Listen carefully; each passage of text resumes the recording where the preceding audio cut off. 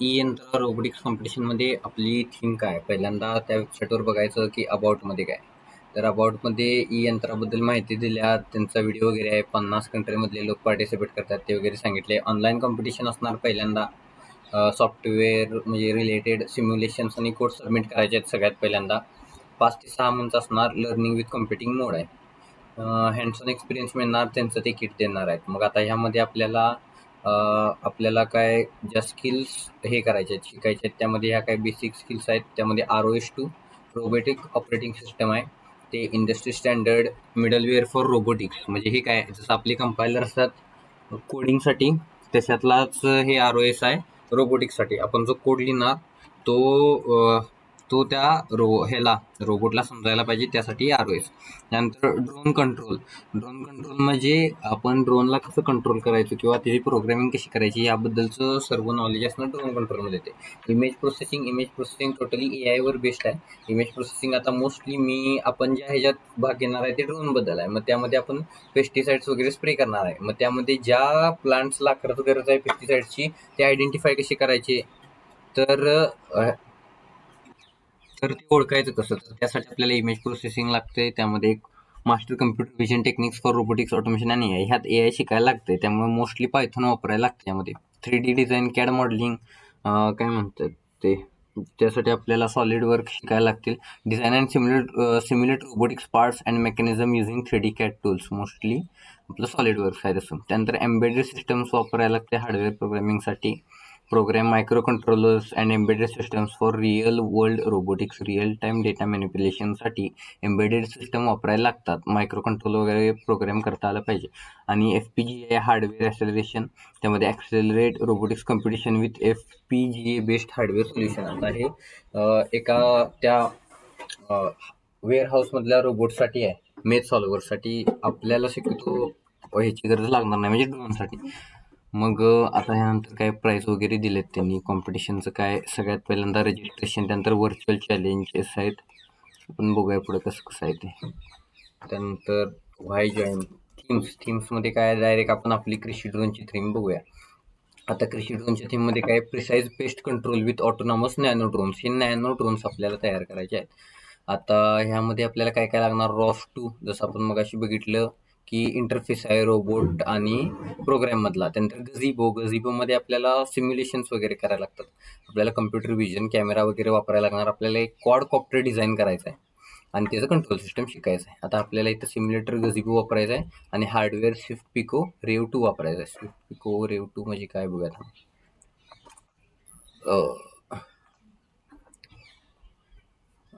Raspberry पाय microcontroller board when used in context of developing in embedded Swift. So म्हणजे ठीक आहे, Raspberry पाय मायक्रोकंट्रोलर बोर्डच आहे, फक्त त्याचं एक यूज केस आहे. हार्डवेअर काय, mini drone kit with radio communication module. आता कम्युनिकेशनमध्ये पण बरेच मेथड असतात. आपण आपलं जसं सिम काम करतो तसं आपण टॉवर्स वगैरे वापरू शकतो किंवा वायफाय वापरू शकतो. पण इथं आपल्याला रेडिओ कम्युनिकेशन दिलं. आपल्याला इथं रेडिओ फ्रिक्वेन्सीचा वापर करायला लागणार.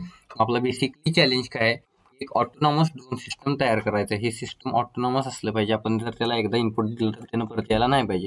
For precise and targeted biopesticides delivery. Targeted biopesticides, आता इथे जे पेस्टिसाइड वापरायचे ते बायोपेस्टिसाइड्स आहेत, ते केमिकल्स नाही आहेत. त्यामुळं हे म्हणजे काय, एन्व्हायरमेंटसाठी चांगलं आहे. इन कंट्रोल्ड ॲग्रिकल्चर एन्व्हायरमेंट, म्हणजे एन्व्हायरमेंट पण चांगलं असणार. असं नाही की बाबा पाऊसच पडायला लागला किंवा मोठं वारं आहे वगैरे, असं काय. एक कंट्रोल्ड एन्व्हायरमेंट आहे. मग यामध्ये drone stabilisation using visual location. Drone stable पण करता यायला पाहिजे वेगवेगळ्या लोकेशननुसार. आता रुरल एरियामध्ये हे वापरणार आहे आपण. तर पक्षी वगैरे बरेच आहेत किंवा तारा वगैरे लटकलेले असतात, त्यापासून काय अडचण, ड्रोन स्टॅबिलेशन व्हायला पाहिजे. किंवा पहिला मुद्दा म्हणजे तिथं त्यासोबत कोलिजन वगैरे व्हायलाच नाही पाहिजे. त्यानंतर paste and disease outbreak detection using computer vision. आता हा एक महत्त्वाचा मुद्दा आहे, जिथं आपल्याला रास्पबेरी पाय लागते आणि AI लागते, की पेस्ट आणि डिसीज आउटब्रेक जो आहे तो त्याने डिटेक्ट करता आला पाहिजे कम्प्युटर विजन वापरून.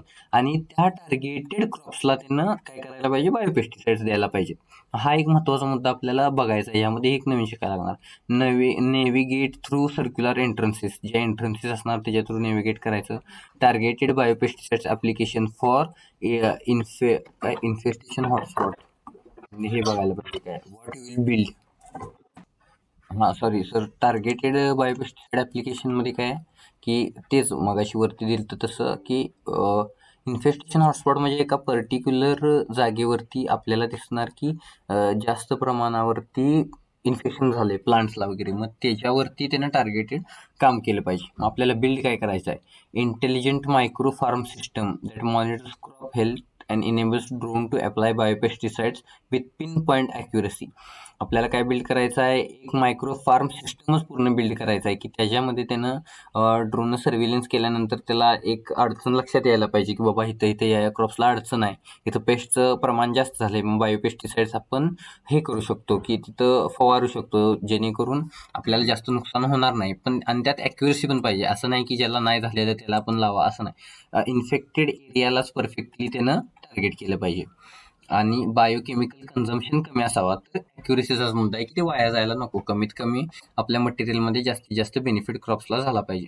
How success looks like identification of infested area. पहिला मुद्दा म्हणजे आपल्याला इन्फेक्टेड एरिया समजायला पाहिजे. Successful stabilisation and navigation of quadcopter in this area. आपला क्वाडकॉप्टर इथं जाऊन स्वतःहून स्टेबल झाला पाहिजे आणि त्यानं नेव्हिगेट केलं पाहिजे, की समजा एका पर्टिक्युलर एक तर असं शेत आहे, त्याच्या एका कोपऱ्यामध्ये कुठंतरी आपल्याला हे झालंय, इन्फेक्शन झालंय. मग त्यानं स्वतःहून तिथपर्यंत जायला पाहिजे ड्रोननं, स्वतःच तिथे स्टेबल व्हायला पाहिजे आणि प्रिसाईज डिलिव्हरी ऑफ बायोपेस्टिसाइड्स केली पाहिजे. कोणत्याही प्रकारचा वेस्ट त्यानं मटेरियलचा केला नाही पाहिजे. आता ह्यामध्ये आपल्याला एक क्वाडकॉप्टर तयार करायचा आहे. ROS2 हे करायचं आहे, शिकून घ्यायचं आहे. कम्प्युटर व्हिजन एक माहिती पाहिजे, त्यासाठी पायथन आणि AI ची माहिती पाहिजे. एक कंट्रोल सिस्टम बिल्ड करायचं आहे आणि गिटची माहिती पाहिजे. सिस्टम काय आहे, उबुंटू. त्यामुळे आपल्याला लिनक्स शिकायला लागणार आहे. प्रोसेसर मोर म्हणजे 4 कोर्स 64 बिट हे लागणार. स्टोरेज SSD विथ 50 GB और मोर स्पेस पाहिजे. 8 GB पेक्षा जास्त रॅम पाहिजे. डेडिकेटेड ग्राफिक्स कार्ड प्रेफरेबल आहे. टूल्स आणि हार्डवेअर काय, गझिबो फोर्ट्रेस वापरायला लागणार सिम्युलेशनसाठी. स्विफ्ट पिको ते वापरायला वगैरे. मायक्रो कंट्रोलर, बेटा फ्लाईट कॉन्फिगरेटर लागणार. हे बेसिकली काय आहे, तर एक ॲप्लिकेशन टाईप आहे, जे आपल्याला म्हणजे एरियल जे आता आपण ड्रोन वगैरे बनवणार त्याला हे करायला मदत करणार, त्याला कंट्रोल वगैरे करायला मदत करणार. आणि अजून एक आहे ते एक्सप्रेस LRS आहे. त्यामध्ये एक्सप्रेस LRSमधून आपण जी पण माहिती इनपुट करणार त्या ड्रोनला ती त्याच्यापर्यंत पोहोचणार, आपल्या ट्रान्समीटर थ्रू त्याच्या रिसिव्हरपर्यंत पोहोचणार. त्यासाठी एक्सप्रेस LRS वापरायला लागते. आता हां, हे झालं. थीम कम्पॅरिझनमध्ये आता आपलं काय, मिनी विथ रेडिओ, ROS2, गझिबो आणि कम्प्युटर विजन वापरायला लागते. आता रूल्स FAQsमध्ये काय काय, हाऊ डू आय रजिस्टर आपलं झालंय, फी झाल्या. अजून रजिस्ट्रेशन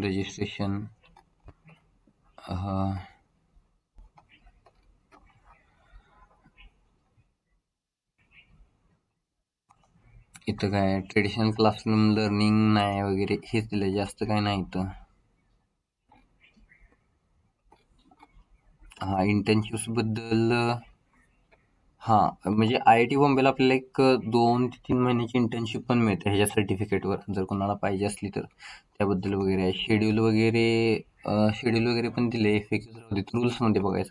टीम रजिस्टर आपली झाल्या, थीम असाइनमेंट पण आपली झाल्या. Robotic kit policy, robotic kits are provided to at यंत्राज एक्सपेन्सेस टू सिलेक्टेड टीम्स. हे झालं आपलं, की एक किट आपल्याला मिळणार, ते यंत्राकडून मिळणार आपल्या टास्क परफॉर्मन्सवर. आणि हे सगळं आहे ना, ते परत करायचं आहे. त्यांची जितकं किट आलं तितकं परत करणार आणि सर्टिफिकेट त्यावेळीच देणार, ज्यावेळी आलेलं त्यांनी पाठवलेलं सगळे किट त्यांना आहे असं परत केलं तरच ती आपल्याला सर्टिफिकेट देणार आहे. त्यामुळे कुठलाही कंपनीत उडवायचं नाही आहे. नंतर प्राईज मनी बघायला गेलं तर काय ते शेवटला सांगतील. पब्लिसिटी कंटेंट, आता आपले फोटो वगैरे त्यांनी व्हिडिओ वगैरे काढले तर त्यांचं त्यांना अपलोड करता येणार, आपण काय नाही वगैरे म्हणायचं नाही, असं वगैरे सगळं दिलं आहे. इंटेलेक्च्युअल प्रॉपर्टी असं सांगत होतं तसं, की तुम्ही जे सगळं मटेरियल प्रोव्हाइड करणार ती यंत्राची इंटेलेक्च्युअल प्रॉपर्टी असणार आहे. त्यामध्ये आपण कोणताही कॉपीराईट इश्यू रेज करू शकत नाही. सगळे मटेरियल सोल्युशन सबमिशन आपण केलेले ते यंत्राची इंटेलेक्च्युअल प्रॉपर्टी असणार आहे. त्यामध्ये आपण कोणत्याही प्रकारचा पेटंट फाईल करू शकत नाही. Distribute this materials to any purpose other than competition without prior return consent. त्यांना रिटर्न कन्सेंट द्यायला लागणार जर आपल्याला वापरायचं झालं तर. अजून material responsibility, e Yantra is not responsible for any material lost in transit. All material submitted must be team's original work. काही हरवायचं नाही आणि आपलं स्वतःच काम करायचं आहे. आता हे महत्वाचं आहे. काय प्लॅजिअरिझम पॉलिसी. प्लॅजिअरिझम म्हणजे काय, समजा आपण एखाद्या दुसऱ्याचं कोणाचं तर काम घेतलं आणि आपण सांगतो की आपण केले, तर तसं चालणार नाही म्हणतात. Any kind of plagiarism is strictly prohibited and will lead to disqualification of team. मग हे काय उपाय काय तर प्रॉपर सायटेशन ऑफ आयडियाज. आपण प्रत्येक वेळी सायटेशन द्यायचे की कुठून वापरले, हे केलंय ते केलंय. त्यानंतर इलिस्ट्रेशनमध्ये, आयडियामध्ये, ग्राफ, डायग्रॅम्स किंवा कुणाचं पण एकही शब्द जरी वापरला तरी त्याला सायटेशन्स द्यायला पाहिजेत. आणि ई यंत्राचा असेल तर त्याला काही विषय नाही, फक्त ई यंत्र सोडून दुसरा कोणताही सोर्स जर आपण वापरला तर त्याला सायटेशन्स द्यायचे आहेत. अजून एक आहे की teams from same college must not knowingly or unknowingly share their code solution or submission with other teams. कोणत्याही प्रकारचा कोड दुसऱ्या टीमला द्यायचा नाही. जर त्यांना असं सापडले की आपला कोड, एकच कोड दोन टीमनं एकाच कॉलेजच्या वापरायला लागल्यात, तर ते डायरेक्ट डिस्क्वालिफिकेशनला हे असणार आहे. त्यामुळं आपल्या दोन टीम दोन वेगवेगळ्या ऑपरेट करणार. फायनल डिसिजन फायनल डिसिजन हे काय जजेस आहे की जे यंत्रा म्हणेल तेच फायनल डिसिजन असणार. अजून काय बघायचं, अजून यामध्ये काय नाही. तर आता एकेका जणांनी प्रत्येकाने एक एक थीम सिलेक्ट करा की काय काय तुम्हाला करायचं आहे, म्हणजे तुम्हाला कोणतं शिकावंसं वाटते ते सांगा आणि आपण त्यानुसार चालू करू. Krishi drone precise pest control with automated nano drones. The story काय आहे, in a world where technology and sustainability comes together to shape how we grow food, a quiet revolution is taking place not in vast open fields but in miniature closed ecosystems built inside lab. हे आपल्याला शेतात जाऊन perform करायचं नाही आहे.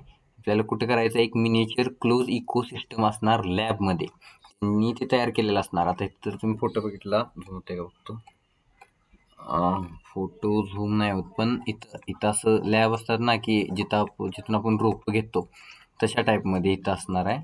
आणि तिथं आपल्याला हे ड्रोनचं काम परफॉर्म करायचं. एक नॅनो ड्रोन छोटा तयार करायचा आहे. This compact setup is design to simulate a smart farm. एक स्मार्ट फार्मला सिम्युलेट केलंय फक्त इथं.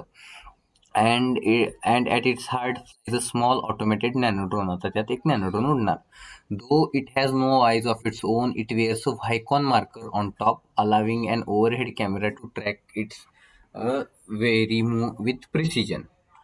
म्हणजे आता इथे काय दिलंय की त्या ह्याला ड्रोनला स्वतःचा कॅमेरा नाही आहे, पण तो एक व्हायकॉन मार्कर घेतोय. आता व्हायकॉन मार्करमध्ये एक व्हाईट ब्लॅक ट्राईपची स्ट्रीप असणार आहे त्या ड्रोनच्या वरती, आणि तो आहे का नाही एक कॅमेरा ऑलरेडी ओव्हरहेड असणार आहे त्या सिस्टममध्ये, जो प्रत्येक मुवमेंट ड्रोनची कॅप्चर करणार. म्हणजे आता इथं त्यांनी जो फोटो दिलाय त्यामध्ये इथं दिसतंय की आपल्याला आत हे आहे ग्रीन हाऊस टाईप हे आहे, मग त्याच्यामध्ये वरती एक इनबिल्ट कॅमेरा आहे. मग तो कॅमेरा काय करतोय की एक डिटेक्शन करतोय. तर समजा इथं मला काहीतरी फॉल्ट जाणवला तर तो मग ड्रोनला सांगतोय की असं असं केलंय. मग तो ड्रोनची पण मुवमेंट डिटेक्ट करतोय आणि प्लांट्सला पण बघतोय. मग आता इथं अजून काय दिलंय आपल्याला की the camera above is more than just a watcher. It's a brain of system. It constantly scan the fields below and perform two critical roles. पहिलं म्हणजे काय करते, लोकलाइज द ड्रोन, म्हणजे ड्रोनला सांगतोय की ह्या पोझिशनला जायला पाहिजे, की ह्या पोझिशनला जायला पाहिजे, तुला एक स्पेसिफिक प्रकारचं पेस्टिसाइड, इन्सेक्टिसाइड किंवा फंगिसाइड घेऊन काय असेल ते जे पाहिजे असेल ते.